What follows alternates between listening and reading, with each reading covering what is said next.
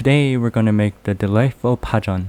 This is a popular Korean pancake that is a side dish in many Korean restaurants, and instead of paying $15 for it, why not use just $5 to make this at home? I'll be showing you how to do two variations, an original version and a spicy version. So let's get into it. First, we have to prepare our ingredients. I'm going to wash some green onions, zucchini, and serrano peppers under cold water. I like my Pajeon to be a little more spicy, even in the non-spicy version, but if you can't do the heat, I would suggest using a bell pepper instead of the serrano peppers. The second step of preparing our ingredients is to cut them into long matchsticks. For the zucchini, I first cut both ends off. Then I cut the zucchini such that the rounded ends would become flat. This would allow the zucchini to stand flat as well as allow for somewhat even matchsticks. Once the zucchini is squared off, cut through it lengthwise into flat rectangular sheets. Once that is done, cut the flat rectangular sheets into matchsticks. I'm going to cut my zucchini matchsticks into half because I'll be cooking smaller pancakes in a small pan. But if you're using a regular pan, just use as is. Next, let's prepare our green onions. 2 green onions is enough for around 4 small pancakes, so adjust accordingly. In terms of green onions, cut them into 4s. Once they're in 4s, I'm going to cut them lengthwise once again. Essentially, you're cutting the segmented green onions down the middle lengthwise and then lengthwise again. This will get you long green onion slivers. Now I'm going to slice half an onion into slivers.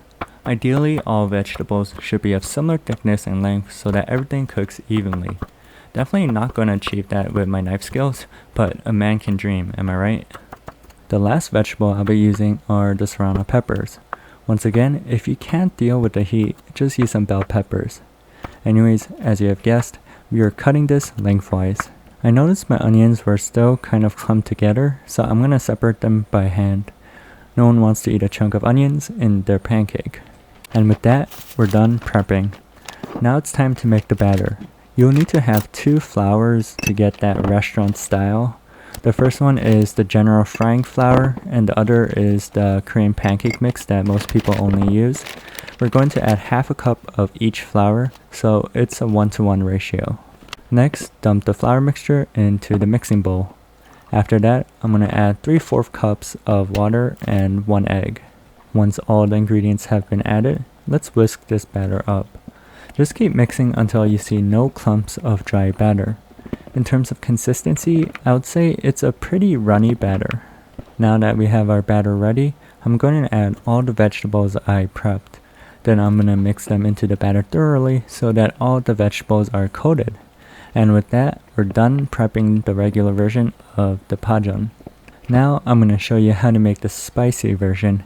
Essentially, the spiciness comes from the kimchi, some Korean red pepper flakes, and a serrano pepper.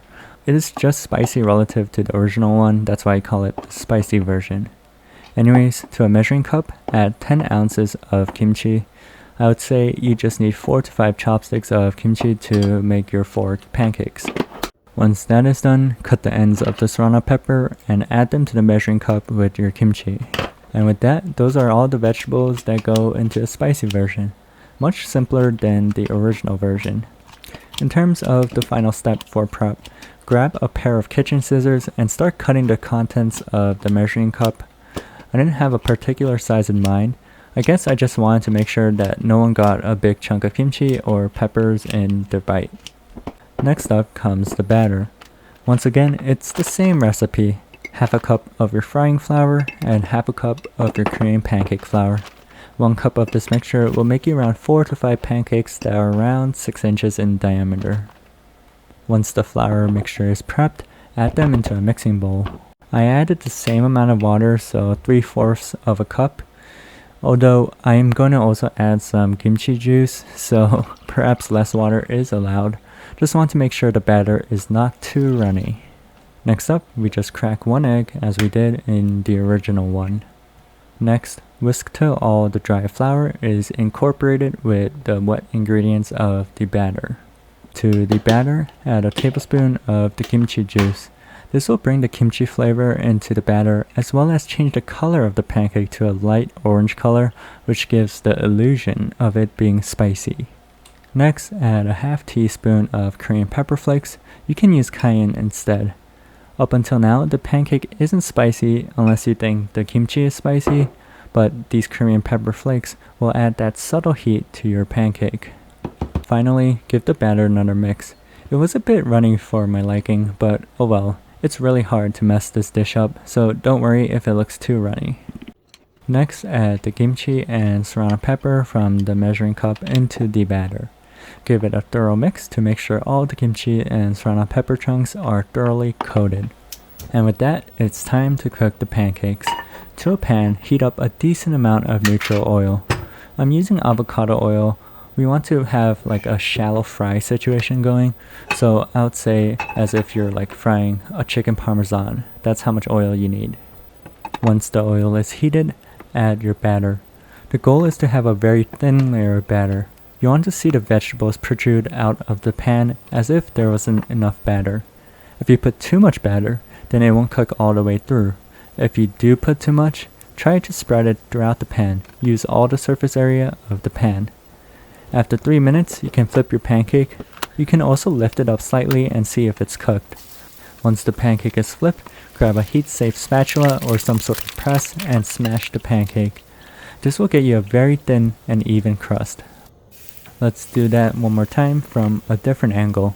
Add enough oil to shallow fry and heat it up. Once the oil is heated up, add just enough batter so that it coats every inch of your pan. You'll know it's thin enough if the veggies protrude out. Give it 3 minutes over high heat, then flip the pancake over. Once flipped, get some sort of press and smash the pancake to give the other side a crispy exterior. In terms of the kimchi pancake, it's pretty much the same.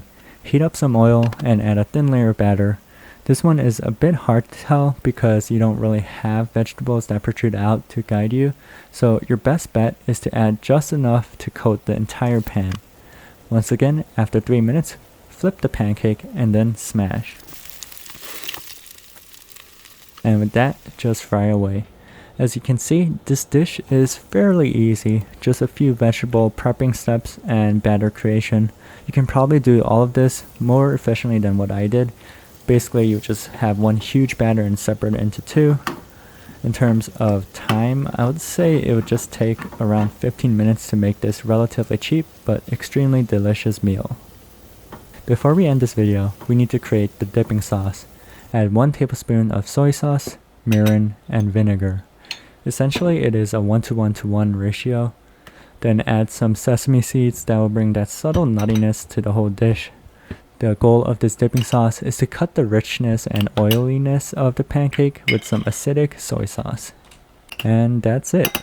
Pajeon is a great side dish for any occasion, whether it be with fish or meat.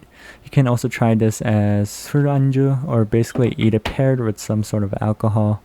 Very easy to make and relatively cheap, and I bet the ones you make at home are more crispy, full of vegetables than the one you find at the restaurant. Thank you for listening and enjoy.